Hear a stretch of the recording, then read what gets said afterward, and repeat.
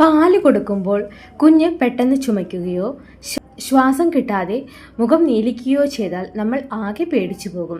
ആ സമയത്ത് കുഞ്ഞിനെ കുലുക്കുകയോ തലയിൽ അടിക്കുകയോ ആണോ വേണ്ടത്? ഒരിക്കലുമല്ല. അറിവില്ലായ്മ കൊണ്ട് നമ്മൾ ചെയ്യുന്ന ചെറിയ തെറ്റുകൾ വലിയ അപകടമാകും. ഒരു നേഴ്സ് എന്ന നിലയിൽ അങ്ങനെ ഒരു സാഹചര്യം വന്നാൽ നിങ്ങൾ ചെയ്യേണ്ട കൃത്യമായ കാര്യങ്ങൾ ഈ വീഡിയോയിൽ നമുക്ക് ഡിസ്കസ് ചെയ്യാം. ഹലോ, നമസ്കാരം. പുതിയൊരു വീഡിയോയിലേക്ക് എല്ലാവർക്കും സ്വാഗതം. ഇന്നത്തെ നമ്മുടെ ടോപ്പിക് എന്ന് പറയുന്നത് കുഞ്ഞിൻ്റെ തൊണ്ടയിൽ പാല് കുടുങ്ങിയാൽ എന്ത് ചെയ്യണം. നമുക്ക് ആവശ്യത്തെക്കുറിച്ച് ഡീപ്പായിട്ട് സംസാരിക്കാം.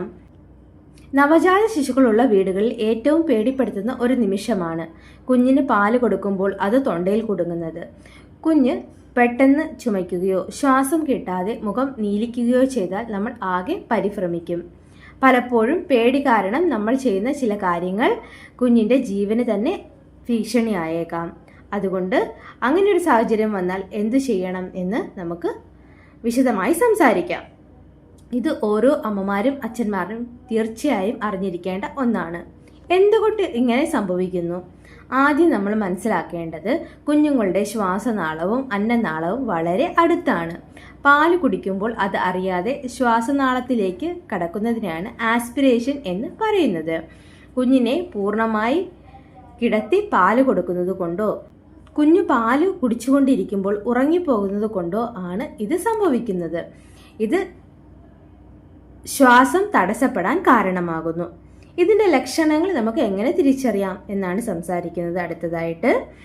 കുഞ്ഞിന് ശ്വാസം മുട്ടുന്നുണ്ടെങ്കിൽ കുഞ്ഞ് വായ തുറന്ന് കരയാൻ ശ്രമിക്കും, പക്ഷേ ശബ്ദം പുറത്തു വരില്ല. രണ്ടാമതായിട്ട് കുഞ്ഞിൻ്റെ ചുണ്ടിന് ചുറ്റും നഖങ്ങളിലും നീല നിറം പടരാൻ തുടങ്ങും. ക്രമേണ അത് ബോഡി ഫുള്ള് കുട്ടിയുടെ നീല നിറമാകും. കുഞ്ഞ് അമിതമായി വെപ്രാളം കാണിക്കും. ഇങ്ങനെയൊക്കെ കണ്ടാൽ കുഞ്ഞ് അപകടത്തിലാണെന്ന് നമുക്ക് ഉറപ്പിക്കാം. നിങ്ങൾ എന്താണ് ചെയ്യേണ്ടത്? പ്രഥമ ശുശ്രൂഷ എന്താണ്? സ്റ്റെപ്പ് 1 ആണ് പറയുന്നത്. പുറത്ത് തട്ടുക. കുട്ടിയുടെ മുതുകത്ത് നല്ലപോലെ തട്ടുക. ആദ്യം കുഞ്ഞിനെ നിങ്ങളുടെ കൈവെള്ളയിൽ കമഴ്ത്തി കിടത്തി കുഞ്ഞിൻ്റെ തല നെഞ്ചിനേക്കാൾ താഴ്ന്നിരിക്കണം എന്ന് പ്രത്യേകം ശ്രദ്ധിക്കണം. എന്നിട്ട് നിങ്ങളുടെ കൈപ്പത്തിയുടെ ഒരു ഭാഗം കൊണ്ട് കുഞ്ഞിൻ്റെ 2 തോളെല്ലുകൾക്കിടയിൽ 5 തവണ ബലമായി തട്ടുക. 1, 2, 3, 4, 5. ഇങ്ങനെ ചെയ്യുമ്പോൾ തൊണ്ടയിൽ കുടുങ്ങിയ പാലോ കഫമോ പുറത്തു വരാൻ സാധ്യതയുണ്ട്. സ്റ്റെപ്പ് 2 ആണ് സംസാരിക്കുന്നത്. നെഞ്ചിൽ അമർത്തുക. പാല് പുറത്ത് വന്നില്ലെങ്കിൽ കുഞ്ഞിനെ വേഗം മലർത്തി കിടത്തുക.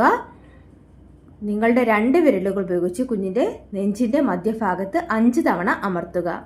കുഞ്ഞിൻ്റെ ശ്വാസകോശത്തിൽ നിന്ന് കാറ്റ് പുറത്തേക്ക് വരാനും ഇതുവഴി തടസ്സം മാറാനും ഇത് സഹായിക്കും. ചെയ്യാൻ പാടില്ലാത്ത അബദ്ധങ്ങളാണ് നമ്മൾ ഇനി സംസാരിക്കുന്നത്. പലരും ചെയ്യുന്ന വലിയൊരു തെറ്റുണ്ട്. കുഞ്ഞിനെ തലകീഴായി പിടിച്ചു കുലുക്കുക. അതൊരിക്കലും ചെയ്യരുത്. അതുപോലെ വായ്ക്കുള്ളിൽ വിരലിട്ട് തപ്പരുത്.